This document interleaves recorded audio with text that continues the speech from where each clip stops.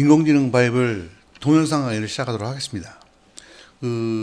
지난 시간까지 해서 이제 통계에 대한 개념을 설명을 드렸습니다. 그래서 통계가 구체적으로 무엇을 하기 위해서 있는 것이고, 통계에서 얻을 수 있는 게 무엇이다. 그 다음에 통계와 데이터 마이닝, 빅데이터가 어떻게 다르다. 이런 것들을 설명을 드렸습니다. 자, 그래서 오늘은 이제 베이지안 추론에 대해서 설명하도록 하겠습니다. 베이지안 추론을 설명하려면 확률을 먼저 설명해야 되니까 확률 이론에 대해서 간단하게 정리하겠습니다. 확률 이론은 현재까지 나온 건 두 가지가 있습니다. 빈도론과 베이지안으로 분류할 수가 있습니다.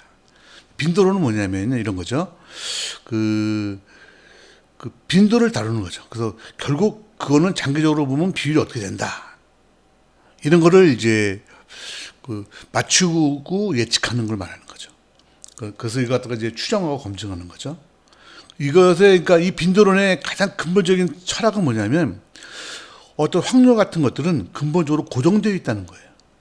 예를 들면, 동전을 던지면 앞면이 나올 확률은 일단 50%다라는 그 관념을 가지고 빈도를 통해서 그거를 입증하는 그런 것들이라고 보시면 되죠. 그래서 그거를 하기 위해서 평균, 분산 이런 것들도 계산하고요. 보조적인 자료라고 볼 수가 있죠. 그런 것들을 우리가 빈도론이라고 해요. 여러분이 이미 너무나 익숙하신 것이잖아요. 통계에서 많이 쓰이는 거죠. 우리가 일반적으로 쓰던 통계는 다 빈도론에 기반해서 만들어진 것들이에요. 이걸 기반으로 추정도 하고 검증도 하고 예측도 하고 하는 거죠. 이해하셨죠? 그에 반면 베이지안이라는 게 있어요. 베이지안은 뭐냐면 보세요. 빈도론은 근본적으로 확률이 고정되어 있다라는 개념이 있었지. 이건 그렇지가 않아요.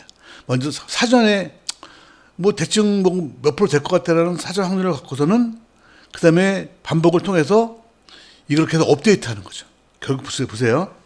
어떤 가설의 확률을 평가하기 위해서 사전에 먼저 내가 지식을 먼저 확보한 다음에 그걸 입력하고 관측 결과를 기반으로 해서 가능도라는 거를 이제 계산을 하죠. 이건 관측 결과를 기반으로 한 거예요. 이걸 계산해서 이 가능도를 갖고서는 이 사전 지식에 있는 내용을 보완하는. 그러니까 처음에 전제를 세우고 관찰한 결과를 다시 또 사전 전제에다가 다시 보충하는. 이걸 계속 반복해서 우리가 가진 지식을 보완해가는. 그런 걸 우리는 뭐냐면 베이지안이라고 그래요. 그러니까 빈도론, 확률 이론에서 두 가지가 있는데, 하나는 빈도론이고, 이건 고정적인 50%가 될 거다라는 가정하에서 이거 시작하는 것이고, 이거는 그렇지 않죠. 일단 관찰치로 시작한 다음에 그걸 갖고서는 사전 전제를 시작한 다음에 관찰을 통해서 계속 보완해가는, 하면서 정확하게 맞춰가는 그런 개념을 갖고 있는 거예요. 다르죠. 그래서 일반적인 통계에서는 빈도론이 맞고요. 저희처럼 이제 인공지능 같은 것에서는 베이지안이 좀 더 많죠. 그래서 최근에는요, 이 베이지안 요 이론을 기반으로 한 베이지안 통계가 되게 인기가 있어요. 의외로 그러니까 우리가 했던 과정을 통해서 보완하는 거니까 반복하면 반복할수록 좀 더 정확해지는 효과가 있는 거죠. 이해하셨죠? 여기서는 일단 통계학의 기본이 되는 확률 이론에서 두 가지가 있다. 근대의 통계학은 빈도론에 기반해서 만들어진 것이고, 베이지안 확률론에 기반해서 만들어진 것은 베이지안 통계학이라고 따로 있어요. 아시죠? 일단 그렇게 설명드리고요.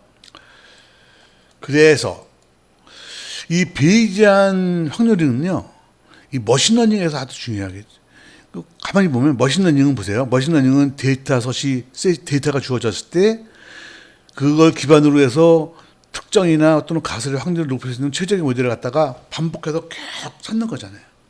베이지안도 마찬가지로 뭐가 주어지면 그 관찰을 통해서 그걸 계속 보완하는 거잖아요.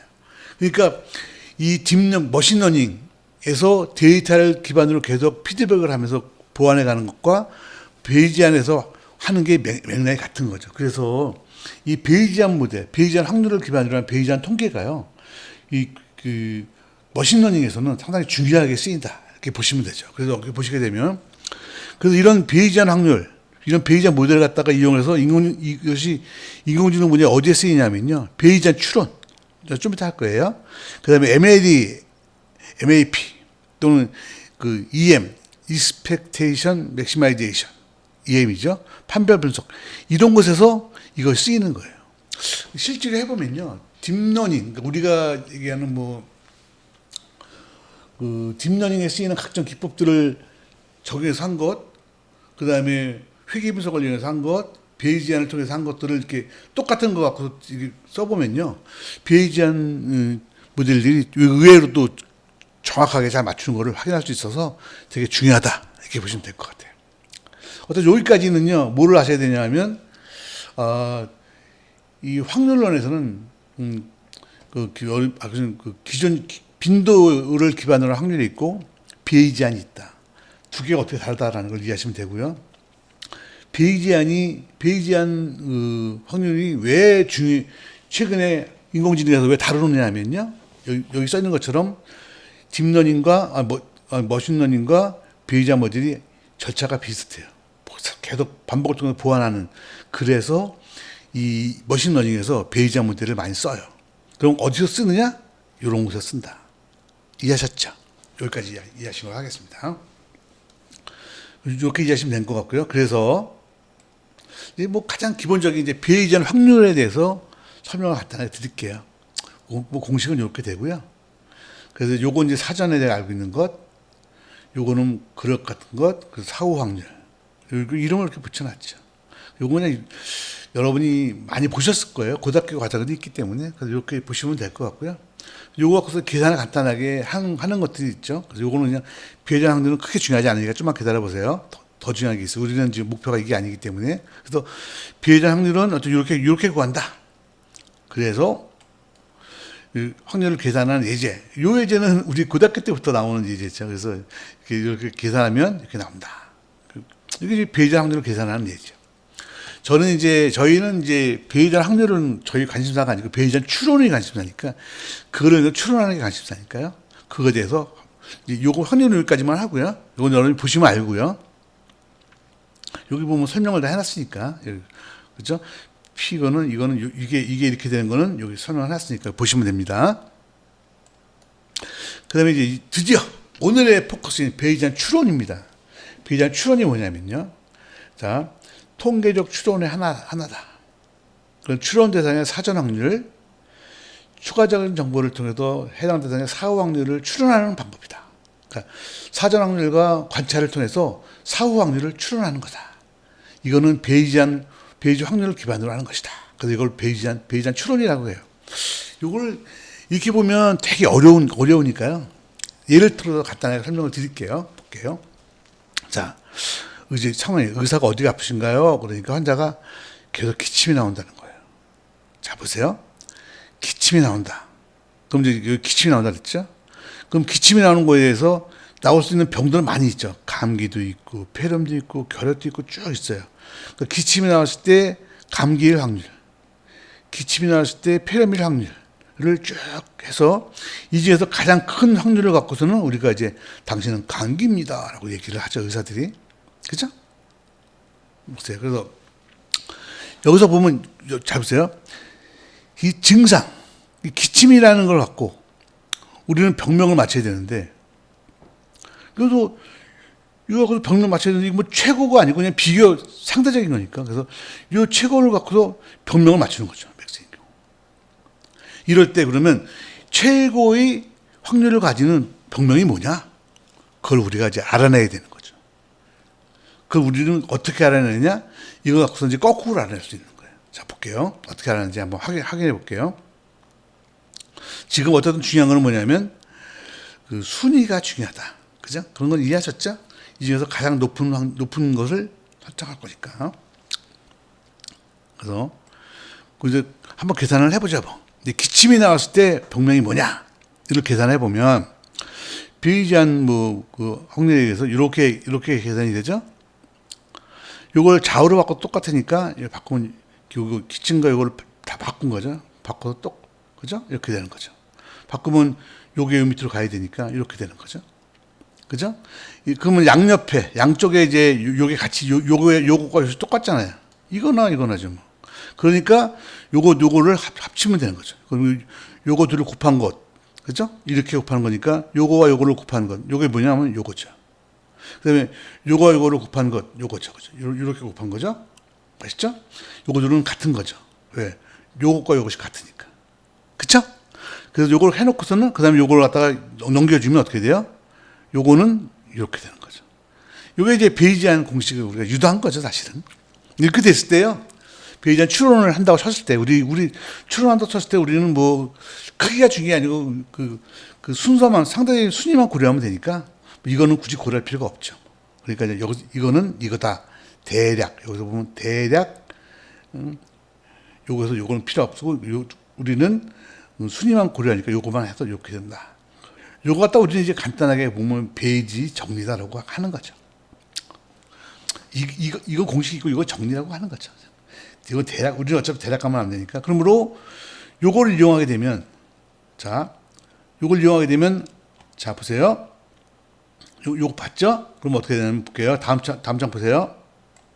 자, 처음엔 기침일 때 감기의 확률을 구하려고 하면 요건 어떻게 구할 수 있냐면 요렇게 앞에 공식에 의해서 요렇게 구할 수가 있는 거죠.